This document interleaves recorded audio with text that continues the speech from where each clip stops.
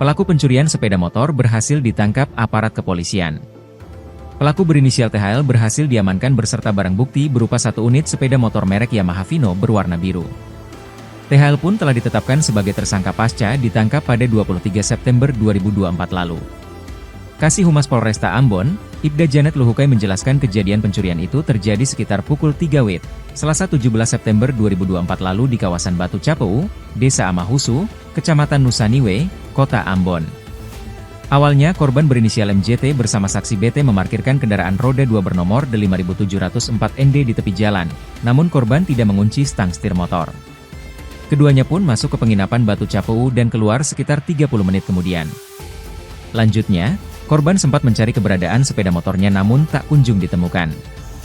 Alhasil, korban membuat laporan polisi.